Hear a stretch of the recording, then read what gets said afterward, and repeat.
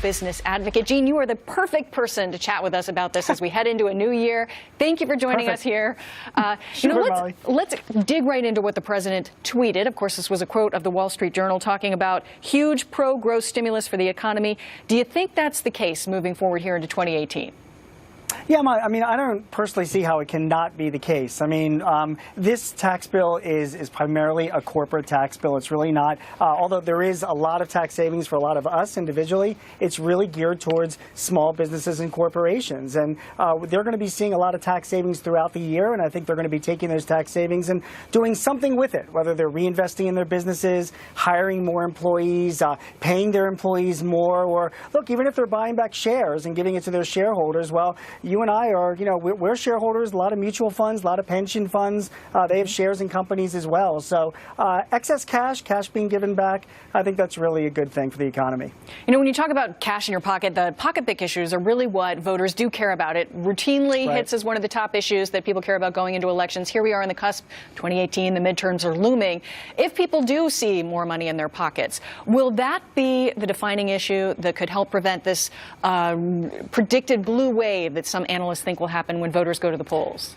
It's interesting, Molly. So, I don't think, for example, you and I think all of our viewers here, we're not going to see any kind of immediate, tax dollars going back into our pockets. I mean, the tax withholding tables, for example, in most people's paychecks, they have to take effect, and they won't take effect until February. And even when those take effect, we'll see some coming back to us in the form of a higher paycheck. It's not going to be a huge amount. Most of us are not really going to see our tax benefits until we file our 2018 tax returns, and that won't be until April of 2019. So that will be a good 6 months or so after, well, a few months after the elections of 2018. So I'm not really sure how much the whole tax benefit is going to really drive a lot of people back to the polls to vote for their GOP legislators in November, because I'm not really sure how much they're going to be seeing at that point in time. There were 12 Republicans that didn't vote for the tax reform, but those that did, the White House, the Republicans that got behind this, they've also argued that this was going to mean jobs, that this was going to, that the economy could grow by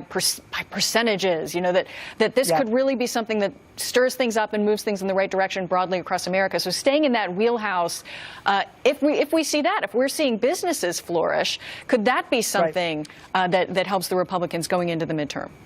Yeah, well, of course. I mean, listen, I'm a small business guy, right? So I run my own small business. I write about small business for the Washington Post. So when I see a lot of small businesses getting the tax cut that we're expected to get this year, I do expect to see a lot of them reinvest in hiring more people. And listen, I also have a lot of respect for big corporations and people that work for bigger companies that have more of tax benefits available. They're going to invest back in their employees. I mean, I think they'll hire more people, but I think they will be looking to make sure that their people that they have stay motivated. And let's face it, even you working at Fox, I mean, if you get paid a little more, if you have that much more benefits and you're into your company, you're going to go back to your neighborhood and you're going to buy pizzas and go out for dinner and hopefully spend money at your local merchants. And that is going to benefit all of your local small businesses in your community as well. And I think that will turn into more jobs too. So again, more money in people's pockets. I mean, how can you argue that that's not going to help the economy?